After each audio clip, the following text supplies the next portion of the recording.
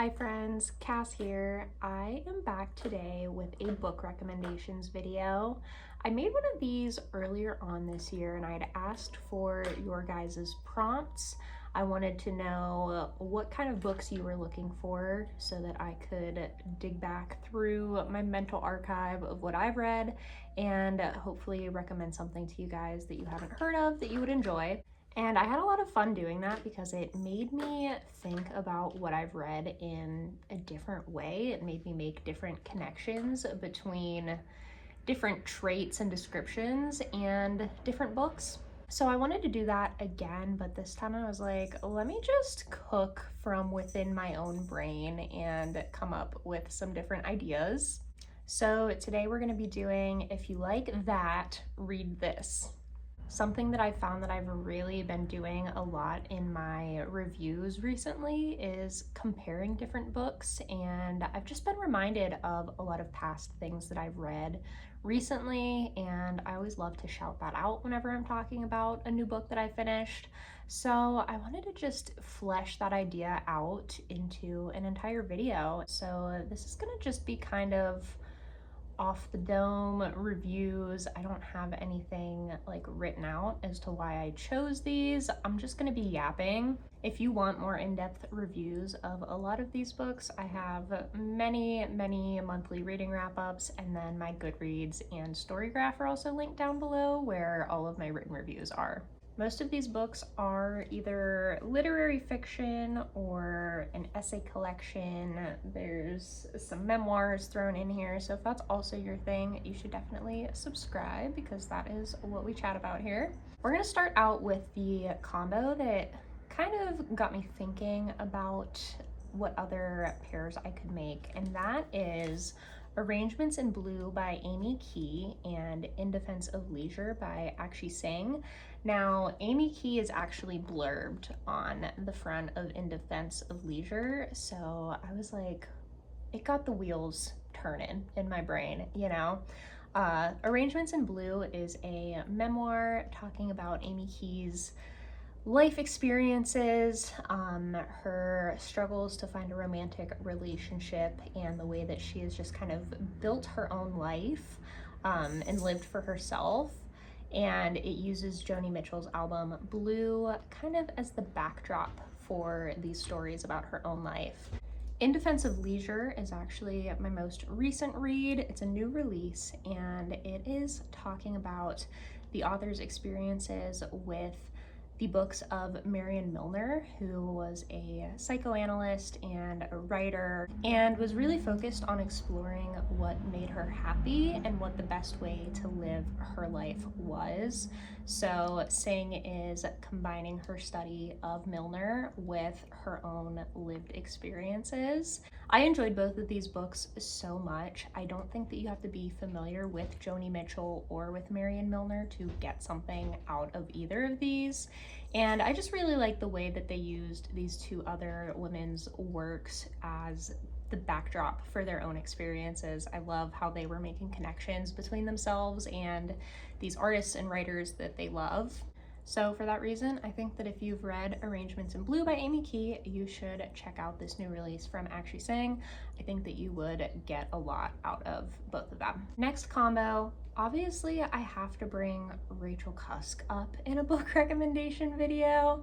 I think that if you're in this corner of the internet, you're probably at least somewhat familiar with the Outline Trilogy by Rachel Cusk. I think that it's at this point what she's best known for.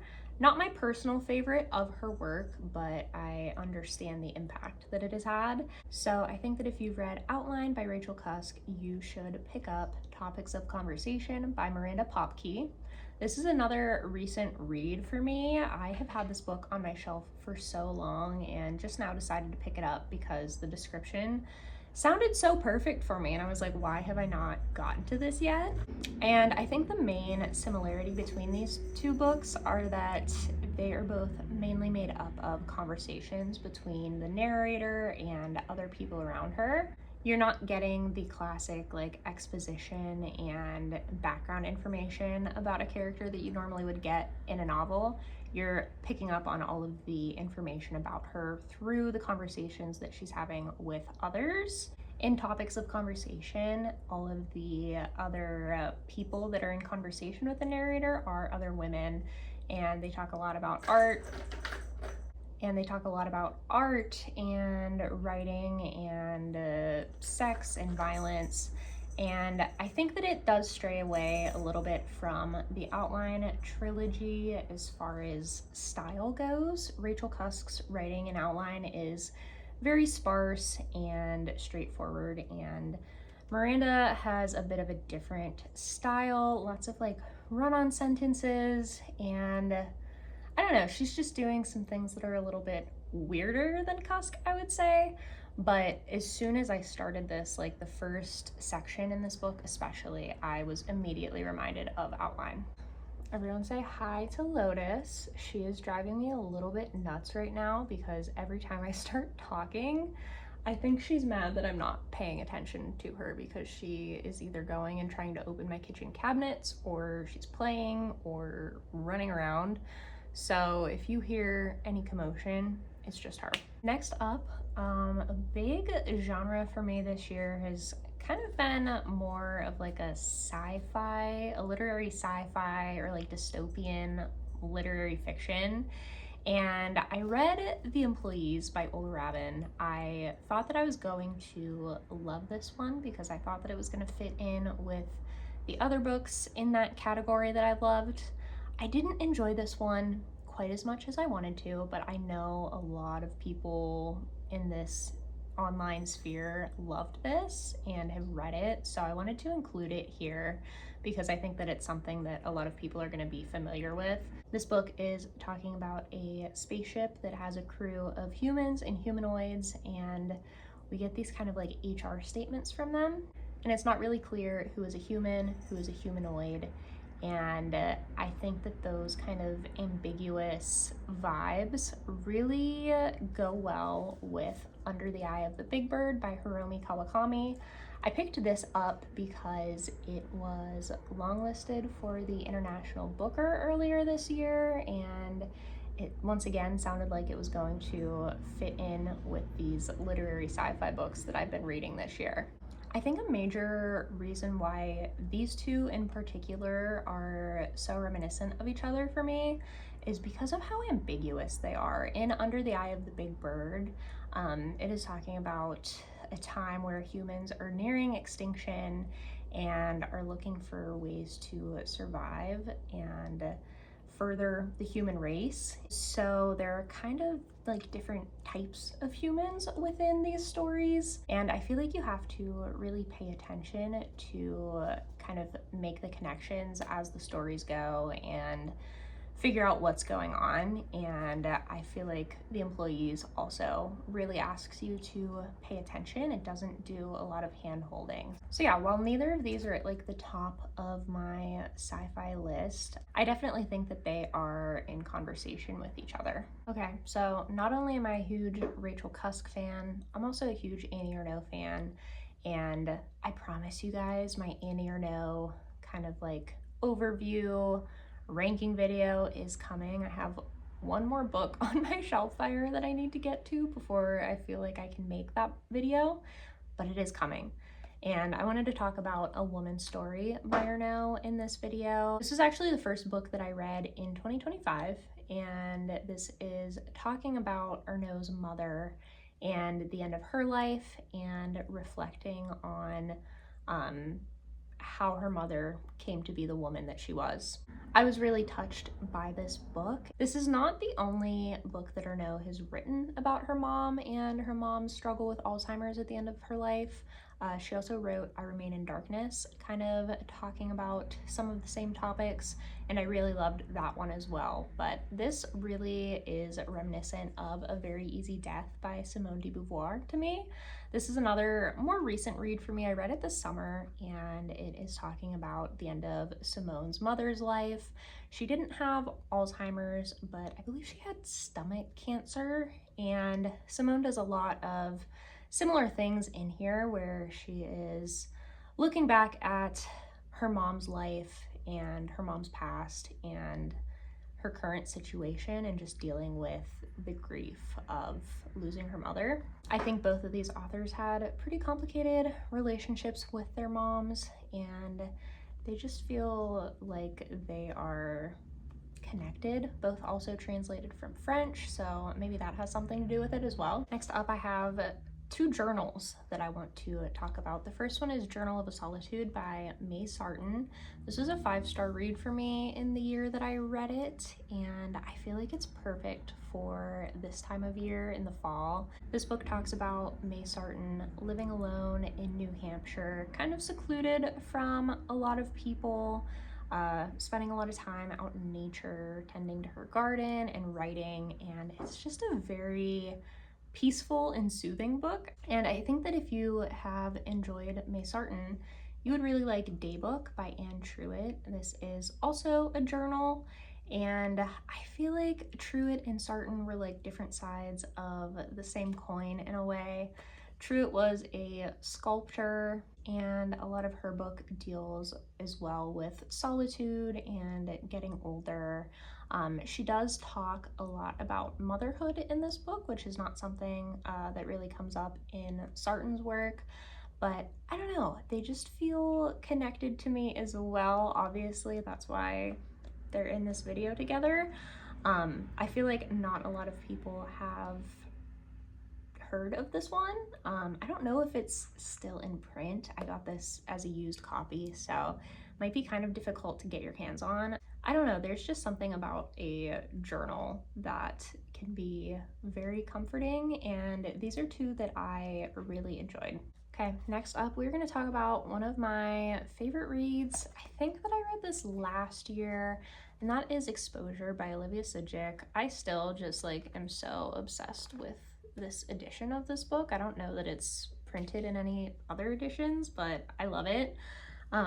This is a nonfiction little like essay type of deal, talking about the publication of Sudjic's first novel, Sympathy, which was another 5-star read for me. Love her so much. But she talks a lot about the anxiety that she felt around, I was gonna say publicating, that's not the word. The anxiety that she felt around publishing her first novel, and how visible she was as an author, and the way that the internet kind of interconnected with all of that. And she also talks a lot about some other authors that I really love. She talks about Elena Ferrante, Rachel Cusk, Jenny Awful, Maggie Nelson, and there's a couple others that aren't listed on the back of the book. But just talking about the way that women are often mistaken for the narrators in their novels, and how so much of women's writing is looked at as autofiction. And I think that if you enjoy that kind of topic, you would also really like Nonfiction by Julie Myerson.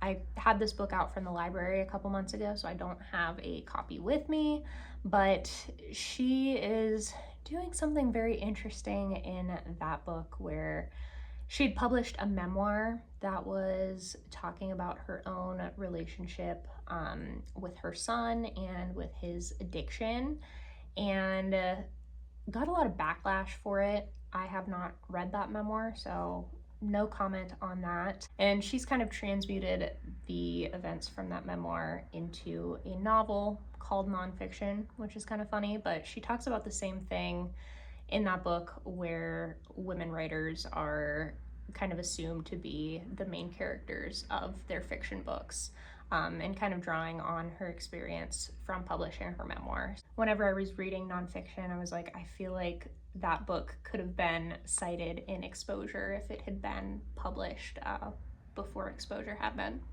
Okay, our next combination is a bit of like a triple whammy here. I've got Happening by Annie Ernaux, Simple Passion, also by Annie Ernaux, and Inseparable by Simone de Beauvoir. These 3 books are all different in their subject matter. Happening is talking about Annie Ernaux's abortion as a teenager, and the way that that has affected her life, well into, you know, her adulthood. Simple Passion is talking about a love affair that she had after, I believe it was after her marriage ended. And Inseparable is a story about Simone de Beauvoir's childhood best friend and the loss of her friend and all of the complicated feelings that came along with that. So I think that if you have enjoyed any of these three books, you would also enjoy the Paris Trilogy by Colombe Schneck. This book is a trilogy. There's 3 stories in here, and I think each story kind of has its equal in the ernaux and the de beauvoir. This book was also translated by Lauren Elkin, and I believe that she translated an edition of Inseparable. It's not the one that I have, but I'm 99% sure there is one out there that she translated. So I like that there's a connection there as well. Next up, I have Bonjour, Tristesse and A Certain Smile by Francoise Sagan. I just want to talk about Bonjour, Tristesse in this video though. This was first published back in the 50s and is talking about a young girl and her father and his father's relationships. It is set in the summertime, and I feel like the setting is so important here. It just feels very warm and claustrophobic, and you just really get that from the writing. And it really reminded me of Swimming Home by Deborah Levy. This is, I think, doing a lot of really similar things as far as having a teenage girl kind of observing her father's actions and relationships. And the settings also feel very similarly like sticky and sweaty. And there's just this sense of like impending doom in both of them that makes them such good like late summer vacation reads. I don't know if Bonjour Tristesse was a like inspiration for Deborah Levy when writing Swimming Home, but I would not be surprised at all if it was. Next up, we have The Hypocrite by Jo Hamya. I read this initially on NetGalley last year right before it was released and enjoyed it so much that I bought myself the physical copy of it. This book is talking about a young woman who is a playwright, and she creates this play talking about a vacation that she took with her dad, who is a novelist. And it actually kind of like gives similar vibes to Bonjour Tristesse in a way because of that, which is kind of funny. I didn't put any of that together until right now. But it talks about her complicated relationship with her father. He goes and sees this play without knowing what it's about, and just kind of talking about the different versions of events that people have. It's talking about the differences in generation and what the father feels is fine and what the daughter feels is not.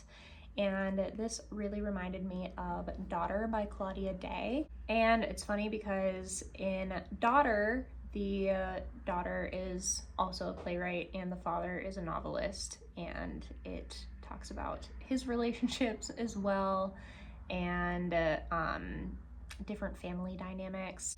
There's a lot of really toxic family connections going on in both of these books, and I don't know, it just really like tickled me that it was playwright daughter, novelist father in both of these. I thought that they were both really good, sparse writing, which I love.